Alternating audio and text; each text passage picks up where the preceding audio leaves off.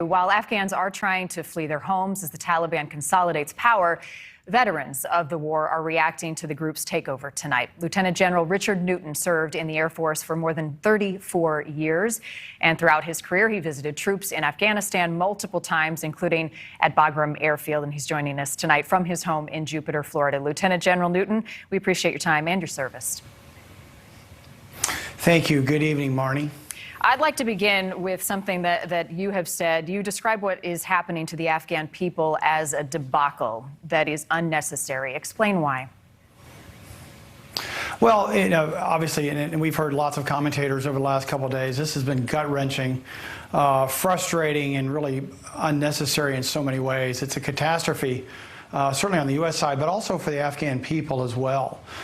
This has been, again, we can argue about whether or not we should exit Afghanistan. That's not really the issue.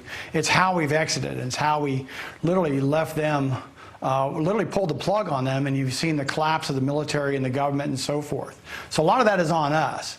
The Afghan people, by the way, have taken the brunt of this conflict, certainly since 9/11, for over 20 years. I'd remind the American people that the Afghan military had 66,000 killed, 50,000 since 2014 when they took lead of the ground operations in Afghanistan, and have had several thousand either in 2019, 20, and 21 and so forth. So it's been, again, a catastrophe for all parties, but particularly for the people in Afghanistan. What do you make of the fact, and many are criticizing the president, Ashraf Ghani, for leaving with a bunch of cash? I spoke with a man last night whose mom and brother are still in Afghanistan. They cannot get out. They don't have passports.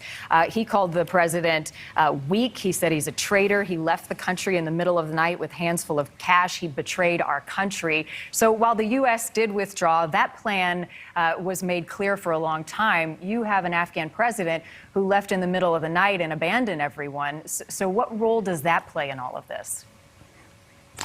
Marnie, that plays a significant role because, again, you separate the players on the field, if you will. You've got the Afghan military, and especially their special operations forces who've been in constant fight. There's about 20 to 22,000 Afghan special operators and special army forces and so forth. But then you've, all the way to the other end of the spectrum, you've got the political elites. And you just mentioned the president and others who fled the country literally in the middle of the night. Again, that has significantly added to the dilemma that the president and the nation, our nation, has had to face as well. But again, though, I believe it's the United States that really set the foundation for this collapse. President Biden, as our commander-in-chief and lead policymaker, made the decision to shut down 7 of our military bases, particularly if you recall a couple weeks ago when we shut down Bagram Air Base just north of Kabul in the middle of the night, which then took away U.S. air power, U.S. intra-theater or lift support for things of moving troops and medevac and so forth. And then also we reduced down to nearly zero our intelligence, surveillance, and reconnaissance. So we took the rug out from underneath the Afghan military and those, some remnants in the government who are trying to serve as well. But isn't it true? I mean, it's not just this administration. I mean, people who have been analyzing this for days, this has been going on, for 2 decades, but under a number of administrations, that this withdrawal of troops was set in motion a while ago. Whoever's left holding the bag is kind of screwed right now. I agree. And again, we have to think in this in terms of 4 administrations. Of course, you've got Bush 43, and you've got Obama administration, and then Trump, and now President Biden. And President Biden and his administration is saddled with this dilemma. Some of it brought on by their own lack of, I think, effective policy. But nonetheless, it is this exit.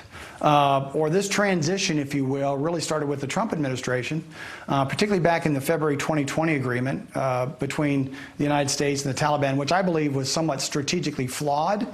But then that's handed over to the Biden administration, and then there were a number of policy missteps that the president took, and my sources tell me did not really adhere to the the very good strategic advice and military advice and so forth. And so, as I mentioned a couple minutes ago, it was this idea of closing our air bases and then allowing for this catastrophe to unfold, certain policy decisions affected that, and that is in the Biden watch.